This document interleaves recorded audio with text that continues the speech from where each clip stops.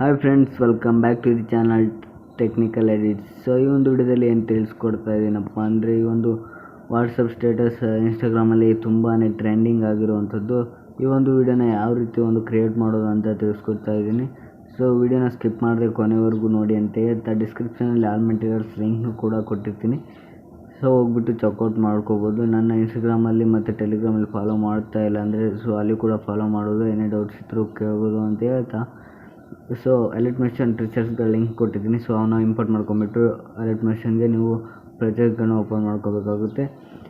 So ಈ ವಿಡಿಯೋನ ಶುರು ಮಾಡೋದಕ್ಕಿಂತ ಮುಂಚೆ ನೀವು ನಮ್ಮ ಚಾನಲ್ಗೆ ಸಬ್ಸ್ಕ್ರೈಬ್ ಮಾಡ್ಕೊಂಡಿಲ್ಲ ಅಂದರೆ ಸಬ್ಸ್ಕ್ರೈಬ್ ಮಾಡ್ಕೊಳ್ಳಿ ಮತ್ತು ಪಕ್ಕದಲ್ಲಿರೋ ಬೆಲ್ ಐಕನ್ ಕ್ಲಿಕ್ ಮಾಡಿ ಅಂತ ಹೇಳ್ತಾ, ಸೊ ಪ್ರಿವ್ಯೂ ವಿಡಿಯೋನ ನೋಡ್ಕೊಂಡು ಬನ್ನಿ.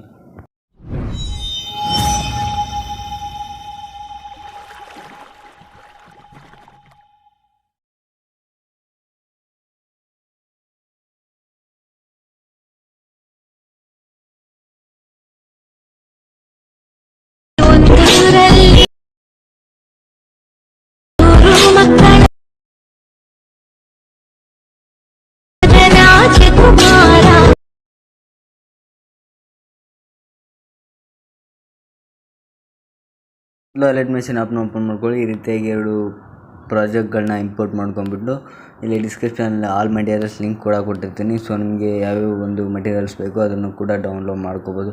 ಸೊ ನೀವು ನನ್ನ ಟೆಲಿಗ್ರಾಮ್ ಚಾನಲ್ಲಿ ಫಾಲೋ ಮಾಡ್ತಾ ಇಲ್ಲ ಅಂದರೆ ಫಾಲೋ ಮಾಡ್ಬೋದು, ಮತ್ತು ಇನ್ಸ್ಟಾಗ್ರಾಮಲ್ಲೂ ಕೂಡ ಫಾಲೋ ಮಾಡ್ಬೋದು. ಏನೇ ಕ್ವೆಶನ್ಸ್ ಇದ್ದರೂ ಕೇಳ್ಬೋದು ಅಂತ ಹೇಳ್ತಾ, ಇಲ್ಲಿ ಒಂದು ಟೆಕ್ನಿಕಲ್ ಎಡಿಟ್ಸ್ ಬುಕ್ ಮಾರ್ಕ್ ಅಂತ ಇದೆಯಲ್ಲ, ಸೊ ಇದನ್ನು ಓಪನ್ ಮಾಡ್ಕೊಂಡಾದ್ಮೇಲೆ ಈ ರೀತಿಯಾಗಿ ಒಂದು ಪ್ರಾಜೆಕ್ಟ್ನ ರೆಡಿ ಮಾಡಿ ಇಲ್ಲಿ ಸೊ ನೋಡ್ತಾ ಇರ್ಬೋದು, ಇಲ್ಲಿ ಮಾರ್ಕ್ಗಳನ್ನ ಮಾಡಿ ಈ ರೀತಿಯಾಗಿ ಬೀಟ್ ಮಾರ್ಕ್ಗಳನ್ನ ಮಾಡಿ ಕೊಟ್ಟಿರ್ತೀನಿ. ಸೊ ನೀವೇನು ಮಾಡೋಕ್ಕಪ್ಪ ಅಂದರೆ, ಈಗ ಫೋಟೋಸ್ಗಳನ್ನ ಒಂದು ಇಂಪೋರ್ಟ್ ಮಾಡ್ಕೋಬೇಕು. ಸೊ ಇಲ್ಲಿ ಒಂದು ಊರಲ್ಲಿ ಆದಮೇಲೆ ಇಲ್ಲಿ ನಿಲ್ಲಿಸ್ಕೊಂಡ್ಬಿಟ್ಟು ಪ್ಲಸ್ ಐಕನ್ ಮೇಲೆ ಕ್ಲಿಕ್ ಮಾಡಾದಮೇಲೆ ಮೀಡಿಯಾ ಮೇಲೆ ಕ್ಲಿಕ್ ಮಾಡಿ ಇಲ್ಲಿ ಸೊ ನೋಡ್ತಾ ಇರ್ಬೋದು, ಈ ರೀತಿಯಾಗಿ ಯಾರೋ ಒಂದು ಫೋಟೋಗಳನ್ನ ನೀವು ಸೆಟ್ ಮಾಡ್ಕೋಬೇಕು. ಸೊ ಅವರ ಒಂದು ಫೋಟೋಗಳನ್ನ ಈ ರೀತಿಯಾಗಿ ಸೆಟ್ ಮಾಡ್ಕೊಂಡ್ಬಿಟ್ಟು, ಸೊ ಇದೇ ರೀತಿಯಾಗಿ ನೆಕ್ಸ್ಟ್ ಬೀಟ್ ಮಾರ್ಕ್ವರೆಗೂ ಇದನ್ನು ಸ್ಕ್ರೋಲ್ ಮಾಡ್ತಾ ಹೋಗಿ. ಸೊ ಈ ರೀತಿಯಾಗಿ ಡ್ಯೂರೇಷನ್ನ ಜಾಸ್ತಿ ಮಾಡ್ತಾ ಹೋಗಿ. ಸೊ ಅದಾದಮೇಲೆ ಮತ್ತೆ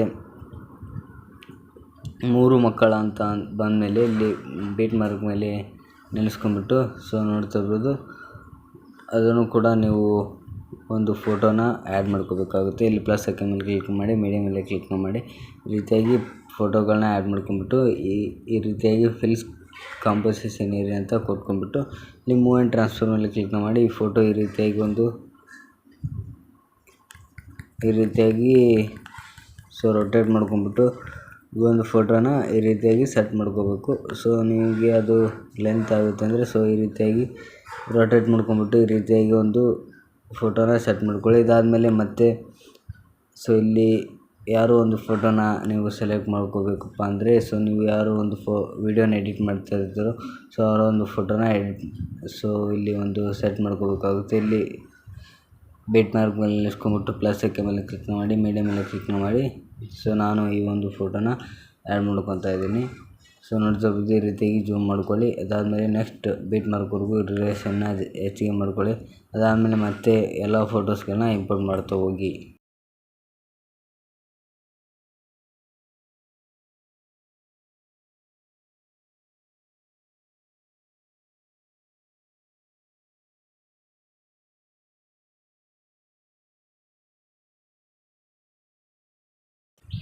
ಸೊ ಇಲ್ಲಿ ನೋಡ್ತಾ ಇರ್ಬೋದು, ನಾನು ಎಲ್ಲ ಫೋಟೋಗಳನ್ನ ಇಂಪೋರ್ಟ್ ಮಾಡ್ಕೊಂಡಿದ್ದೀನಿ. ಈಗ ಬ್ಯಾಕ್ ಬನ್ನಿ.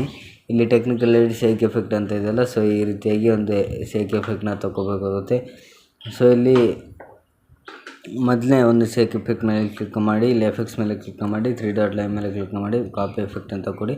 ಇದಾದಮೇಲೆ ಇಲ್ಲಿ ಟೆಕ್ನಿಕಲ್ ಎಡಿಟ್ಸ್ ಬುಕ್ ಮಾರ್ಕ್ ಅಂತ ಇದೆಯಲ್ಲ, ಸೊ ಇದನ್ನು ಈ ಒಂದು ಮೊದಲನೇ ಎಫೆಕ್ಟ್ನ ಒಂದೇ ಫೋಟೋಗೆ ಮಾತ್ರ ಒಂದು ಆ್ಯಡ್ ಮಾಡಬೇಕಾಗುತ್ತೆ. ಸೊ ಈ ಒಂದು ಫೋಟೋಗೆ ಮಾತ್ರ ಈ ಒಂದು ಎಫೆಕ್ಟ್ನ ಆ್ಯಡ್ ಮಾಡ್ಕೋಬೇಕು.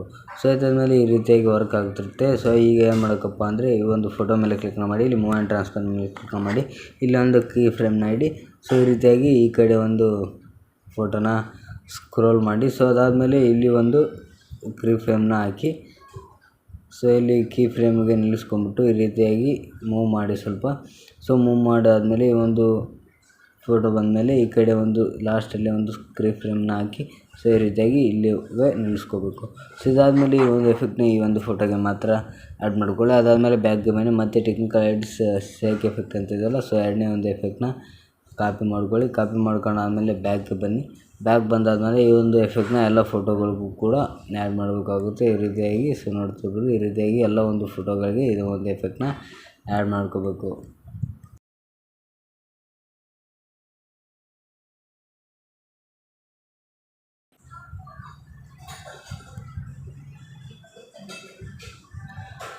ಸೊ ನೋಡಿದ್ರಲ್ಲ ಯಾವ ರೀತಿ ಒಂದು ವಾಟ್ಸಪ್ ಸ್ಟೇಟಸ್ನ ಕ್ರಿಯೇಟ್ ಮಾಡೋವಂಥ. ಈಗ ಒಂದು ವೀಡಿಯೋನ ಪ್ಲೇ ಮಾಡ್ತೀನಿ. ಸೊ ಹೇಗೆ ಇರುತ್ತೆ ಅಂತ ಕಮೆಂಟ್ ಮಾಡಿ ಅಂತ ಹೇಳ್ತಾ, ಸೊ ಇದೇ ರೀತಿಯಾಗಿ ಕಂಟೆಂಟ್ಗಳನ್ನ ಕೊಡ್ತಾ ಇರ್ತೀನಿ.